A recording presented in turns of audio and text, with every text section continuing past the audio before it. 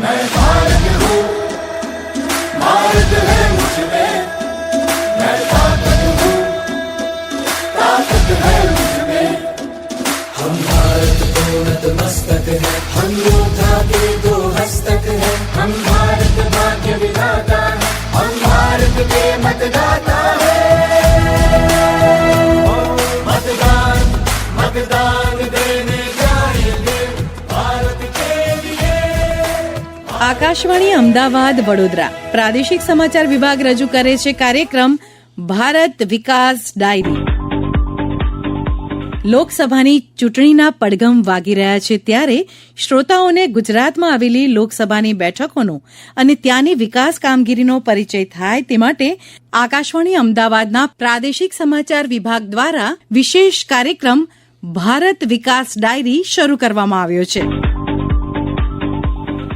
નમસ્કાર શ્રોતા મિત્રો, હું છું હિના મોદી અને આપ સાંભળી રહ્યા છો કાર્યક્રમ ભારત વિકાસ ડાયરી. મિત્રો, આજના 18મા અંકમાં અમે આપને લઈ જઈશું દમણ અને દીવ લોકસભા મત વિસ્તારમાં.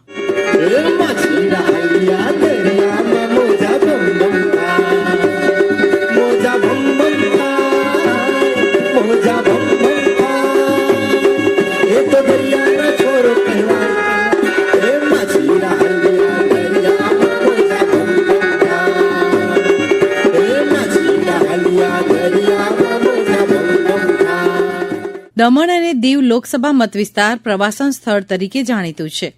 આ ક્ષેત્રમાં અકલ્પનીય તટીય પ્રદેશો, પ્રાકૃતિક સૌંદર્ય સહિત અનેક જોવાલાયક સ્થળો આવેલા છે. દમણ અને દીવ ભારતનો કેન્દ્રશાસિત પ્રદેશ છે.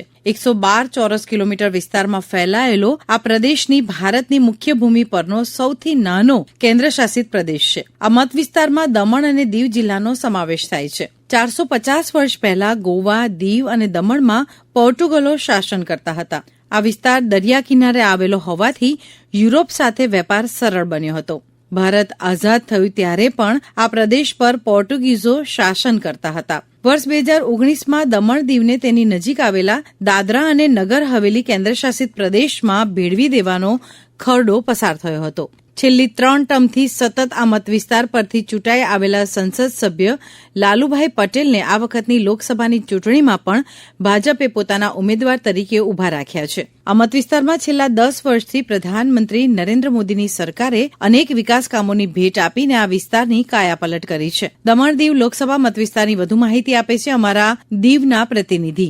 દમણ દીવમાં ભારતીય જનતા પાર્ટીની સરકાર આવ્યા બાદ ચૌમુખી વિકાસની ધારા વહી રહી છે, જેને લઈને ફરીથી એટલે કે સતત ચોથી વાર લોકસભા ચૂંટણીના ઉમેદવાર તરીકે સાંસદ લાલુભાઈ પટેલની પસંદગી કરવામાં આવી છે.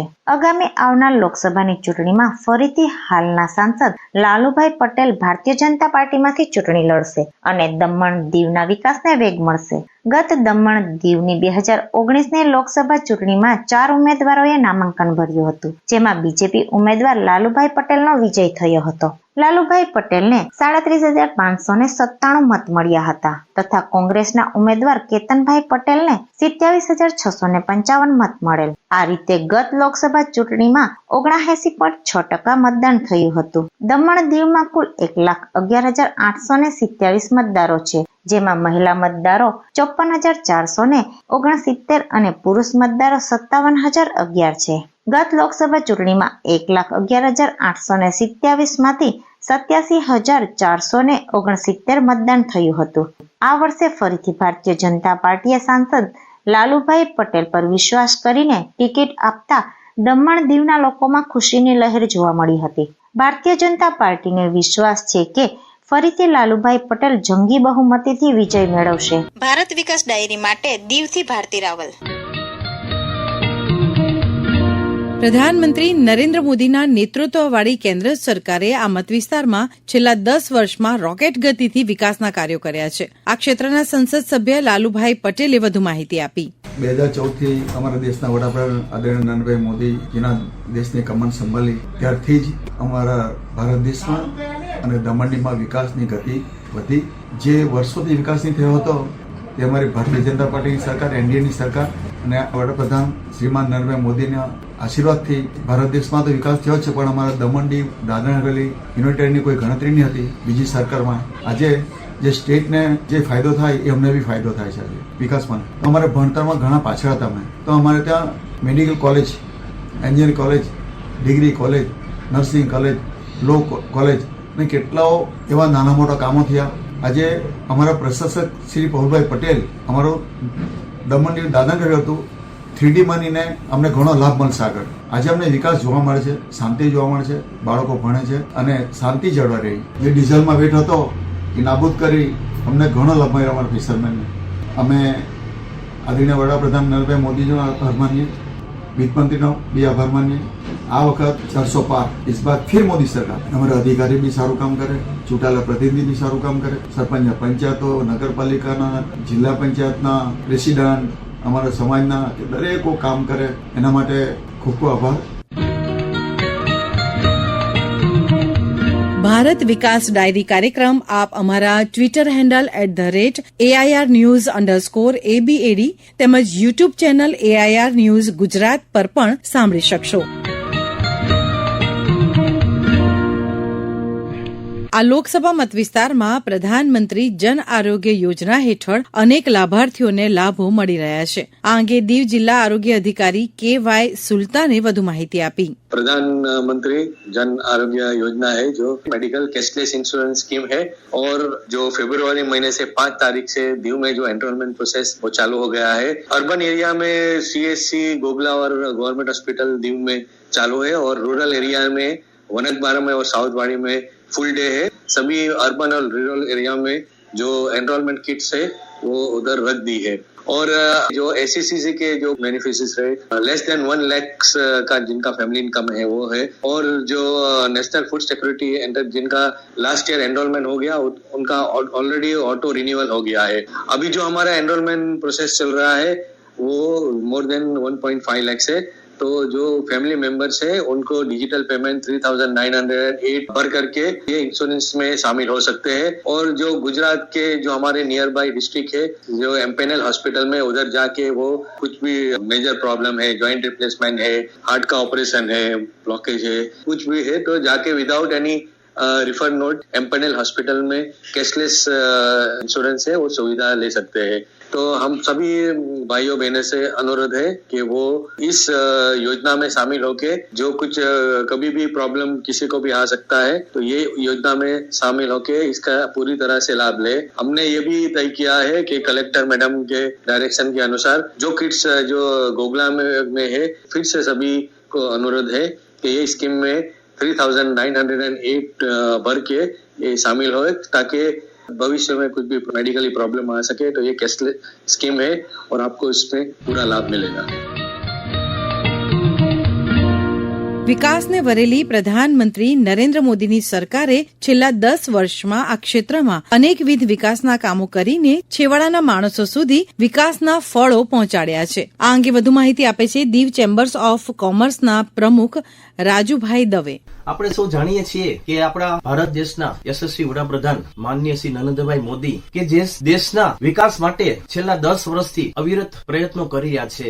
દેશના છેવાડાના નાગરિક સુધી કોઈ વંચિત ના રહી જાય. જે કેન્દ્ર સરકારની યોજનાઓ છે એ યોજનાઓનો લાભ દરેક જણને મળે એવા એમણે અથાગ પ્રયત્નો છેલ્લા 10 વર્ષથી કરેલા છે કે જેમનો ધ્યેય માત્ર દેશનો વિકાસ કરવો અને ગરીબોની સેવા કરવી. યશસ્વી વડાપ્રધાન નરેન્દ્રભાઈ મોદીના નેતૃત્વની અંદર વિકાસની ગાથા અવિરત વહી રહી છે. દમણની અંદર આપણે ખાસ કરીને જોઈએ એન્જિનિયરિંગ કોલેજ છે, મેડિકલ કોલેજ છે, નર્સિંગ કોલેજ છે, એનું બ્યુટિફિકેશન છે. દમણના બીચનું સેલવાસની અંદર આપણે જોઈએ તો સરસ મજાનો ગાર્ડન બનાવ્યો છે. સેલવાસના રસ્તાઓનું બ્યુટિફિકેશન છે, બેઝિક ઇન્ફ્રાસ્ટ્રક્ચર છે. તેમજ દીવ જિલ્લાની અંદર પણ ઘણા બધા વિકાસના કામો થઈ ચુક્યા છે અને ઘણા બધા વિકાસના કામો અંડર પાઇપલાઇન છે. દરેક મતદારોને નમ્ર અપીલ કરું છું કે આવનારા જે દેશની અંદર વિકાસ થવાનો છે અને જે વિકાસ થઈ ગયો છે એને ધ્યાનમાં રાખી દેશનો વિકાસ થાય. કેન્દ્રની નરેન્દ્ર મોદીની નવા ધંધા રોજગાર શરૂ કરવાની યોજનાઓનો લાભ લઈને અનેક લોકો પોતાનો વ્યવસાય શરૂ કરીને અને અન્ય લોકોને પણ રોજગારી આપી રહ્યા છે. આવા જ એક લાભાર્થીએ પોતાનો પ્રતિભાવ આ રીતે આપ્યો. મારું નામ ઋષિરાજ કમલ કુમાર છે. મારી ઉંમર 32 વર્ષની છે. હું દીવનો રહેવાસી છું. દીવની અંદરમાં અત્યારે હું એક લોન્ડ્રી પ્લાન્ટ ચલાવું છું છેલ્લા 4 વર્ષથી. રિસન્ટલી મને એક મશીનની રિક્વાયરમેન્ટ થઈ તો મારે લોન લેવાની જરૂર પડી અને BDO ડિપાર્ટમેન્ટની અંદરમાં મેં સંપર્ક કર્યો અને ત્યાંથી મને ખાદી ગ્રામ ઉદ્યોગની અંદરમાં જે લોનની સ્કીમ ચાલે છે એની મને જાણકારી આપવામાં આવી. એના મારફતે મેં સેન્ટ્રલ બેંક ઓફ ઇન્ડિયાની અંદરમાંથી 9.5 લાખ રૂપિયાની લોન લીધી અને એમાંથી મને ખાદી ગ્રામ ઉદ્યોગ દ્વારા 2,68,000 રૂપિયાની સહાય પણ મળી છે સબસિડી તરીકે. અત્યારે મારી પાસે 13 એમ્પ્લોય છે જે મારી ત્યાં કામ કરી રહ્યા છે અને પોતાનું ઘર ગુજરાન ચલાવી રહ્યા છે. આ સ્કીમ આપવા બદલ હું પ્રધાનમંત્રીનો ખૂબ ખૂબ ધન્યવાદ માનું છું. પ્રધાનમંત્રી નરેન્દ્ર મોદીની ગેરંટીવાળી સરકારે આ મત વિસ્તારમાં આવેલા પ્રવાસન સ્થળોના વિકાસની સાથે રોડ રસ્તાઓ જેવી પ્રાથમિક સુવિધાઓનો પણ વધારો કર્યો છે. આ મત વિસ્તારમાં થઈ રહેલા વિકાસથી સામાન્ય માણસોને રોજગારી મળી રહી છે. આવા જ એક સામાન્ય નાગરિકે પ્રધાનમંત્રી નરેન્દ્ર મોદીનો આભાર માન્યો. મારું નામ છે કનુભાઈ શાહ, દીવનો રહેવાસી છું અને અત્યારે લોકસભાની ચૂંટણી આવી રહી છે ત્યારે આપણે વિકાસની વાત કરીએ તો દમણના બધા ફોટા જોયા, જમ્પોર બીચ છે, દેવકા બીચ છે, એનું પણ એકદમ વિકાસ કાર્ય બહુ ઝડપથી થયું છે. દીવની અંદર બીચ ઉપર જાઓ તેની સુંદરતા, વિકાસ આંખે ઉડીને આવે એમાં કોઈ બે મત નથી. આ માટે માનનીય વડાપ્રધાન શ્રી નરેન્દ્રભાઈ મોદીનો એટલે આભાર માનીએ કે એમને છૂટા હાથે વિકાસના કાર્ય માટે ખૂબ જ ફંડ ફાળવેલ છે. દીવનો વિકાસ બહુ સારો થયેલો છે. બીચીસ છે, રસ્તાઓ પણ હમણાં તૈયાર થવામાં છે. અંદરના રસ્તા માટે એટલું કહીએ કે ગેસની પાઇપલાઇન વગેરેના કામ માટે કરી અને રસ્તા થોડો વખતમાં અંદરના રસ્તા પણ થઈ જશે. આપણે કંઈક મેળવવા માટે કંઈક તો ત્યાગ આપવો એ ખૂબ જરૂરી છે. આ હરણફાર વિકાસ માટે ફરીથી હું આપના માન્ય વડાપ્રધાન શ્રી નરેન્દ્રભાઈ મોદી હૃદયપૂર્વક આભાર માનું છું. શ્રોતા મિત્રો, કેન્દ્ર શાસિત પ્રદેશ દમણ દીવ લોકસભા મતવિસ્તારમાં અનેક જોવાલાયક સ્થળો આવેલા છે. દમણમાં આવેલા Devka beach, Jampore beach, light house સહિત અનેક જોવાલાયક સ્થળો આવેલા છે. તો દીવમાં Ghoghla beach, Jalandhar beach, Chakratirth beach, Khukri યુદ્ધ જહાજ સંગ્રહાલય, દીવનો કિલ્લો, sunset point, shell museum, Gangeshwar મહાદેવનું મંદિર, Nagoa beach, Saint Paul church, નાયડાની ગુફા, ગોમતી બીચ, ખોડીધર બીચ વગેરે જોવાલાયક સ્થળોએ મોટી સંખ્યામાં લોકો ઉમટી પડે છે. અનેક સામાજિક તથા કલા જગતના લોકોએ આ મત વિસ્તારનું નામ ઉજાગર કર્યું છે, જેમાં આરોગ્ય ક્ષેત્રે ઉત્કૃષ્ટ કાર્ય કરનાર SS વૈશ્ય, સામાજિક કાર્યકર્તા પ્રભાબેન શાહ અને શિક્ષણ ક્ષેત્રે સારી કામગીરી કરનાર પ્રેમજી બારિયાને પદ્મશ્રી પુરસ્કારથી સન્માનિત કરવામાં આવ્યા છે.